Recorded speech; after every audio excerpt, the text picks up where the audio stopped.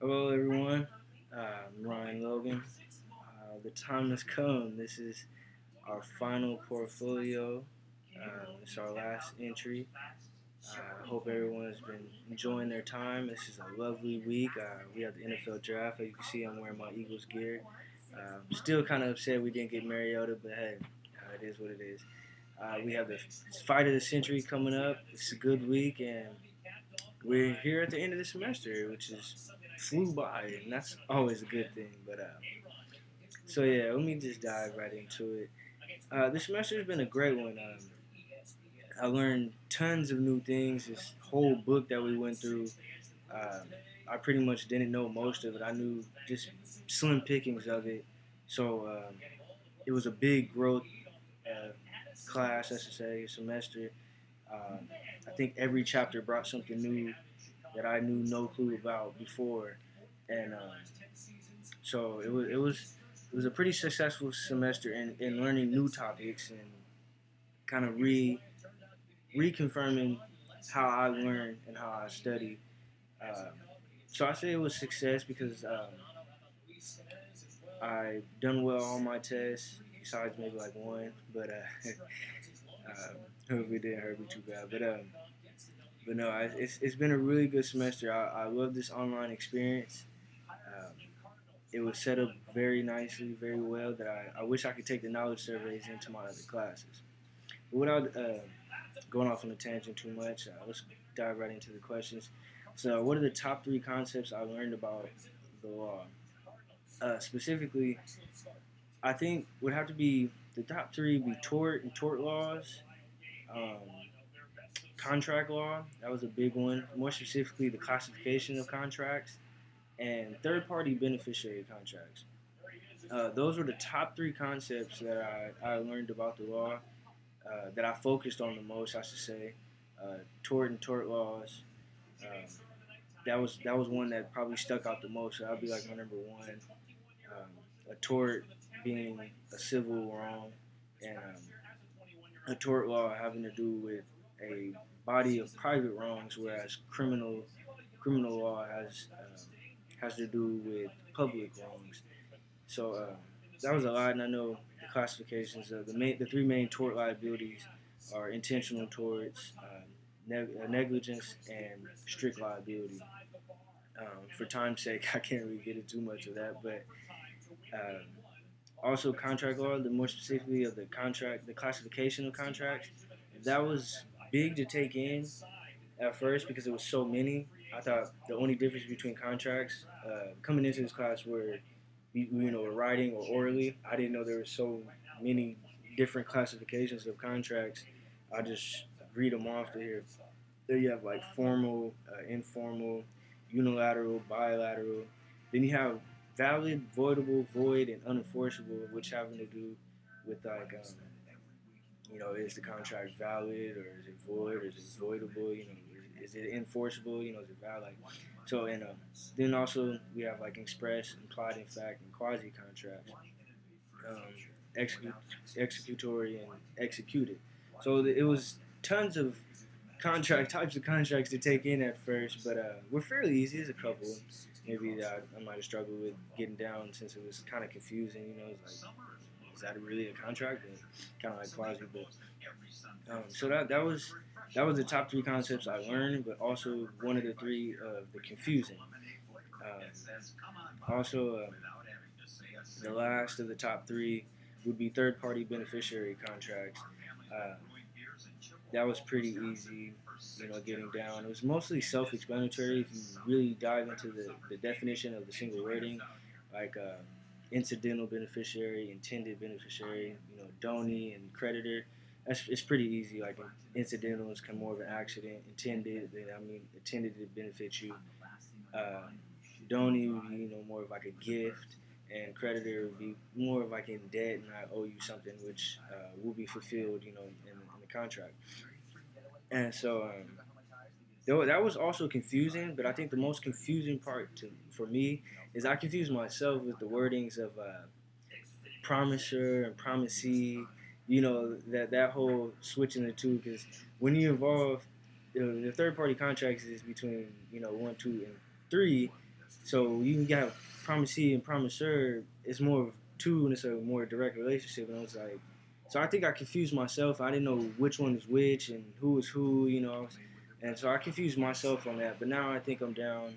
I'm glad I'm down because that was the one test I ended up failing. I just didn't know who was who at the time, and so I went back and reviewed and got it down. Um, and that's one thing I think of. I reconfirmed was this whole semester. I attacked our readings early. As soon as when I get done with one, after we take the test, after the week was over, pretty much, we started a new one. I'll attack it early, and then I'll go back later, maybe in parts. Sometimes in parts, it changed mostly some weeks. That if it was real confusing to me, but I'll go back in parts, or if I had it down packed, I would just go right back before I take the test, go over the knowledge surveys, and by then it would only be one or two things that it would still be foggy in my head that I would have to review. But it was more of at first taking it in your short-term memory and moving it to your long-term memory by going back to it. Um, that's what they say. The most. That's where you learn the best at, and that's how I learned the best at. In these terms, I'm more of an example type person, but in these terms, I think that's where I learned the best at. Was doing it first and then going back and review later, maybe right before the test, was kind of combining short and long term memory, which is the best of both worlds. So it really helped me out doing that. Most of the time, uh, for other classes, I don't really study much. To be honest, it's mostly just, bam, I get it, I got it. But this class, I kind of had to do a little bit more studying, uh, going back especially and reviewing. Most of the time, I just cram and I got it. But I think this is where I really had to change at. But I think another part was that was basically how I reconfirmed about, and also I think the knowledge surveys was having those key points in the chapters that you needed to know.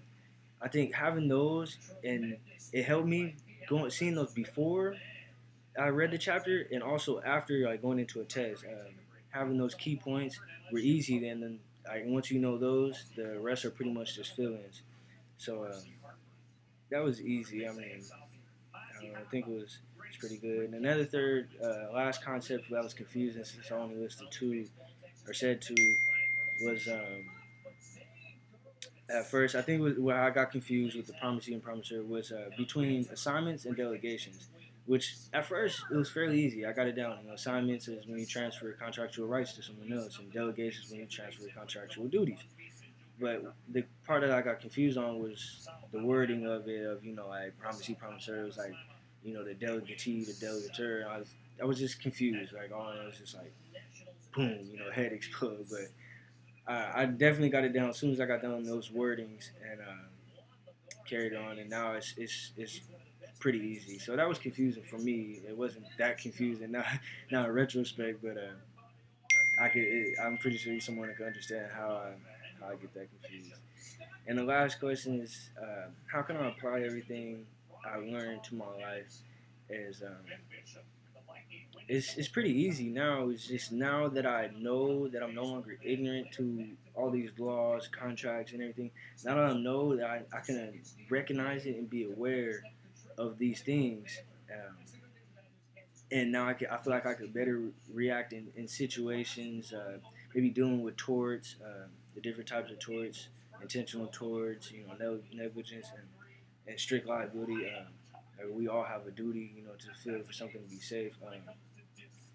So I think that is the main way that I could apply everything is just by first recognizing and being aware of all these laws and contracts. At first when it came in, you asked us what was our running with the law, and I struggled with it. I was like, other than getting a ticket, I really don't know what I had with the law. And after learning all these things, it was like pretty much every day, you have not really running. You have like a running with the law. You deal with law, like with contracts and all types of things just around us, whether we're aware of it or not. So I think that's the main way I can apply what I learned to my life is just firstly by recognizing now of recognizing the situations and everything around us. I haven't been in too many complex situations, so we'll see from here on out if what I take and really apply it then. So hopefully not. I really don't want to be in any sticky situations, but yeah. So yeah, this is last portfolio entry, last video. It's been a great, wonderful semester. This week capped off is man, I'm riding the high out, you know. So hopefully, I still got like a week or two left. I got to finish strong, which I'm confident with. I'm confident in my study abilities over that I've displayed over the whole semester. So the video's getting pretty long. So I got to cut it off, but we signing off for the last time. Thank you all. Uh, God bless you all. I wish you guys the best, and hopefully someone work with you again. I don't know, but thank you. Enjoy your weekend. Enjoy your time. Enjoy the semester. Enjoy. Thank you. Goodbye.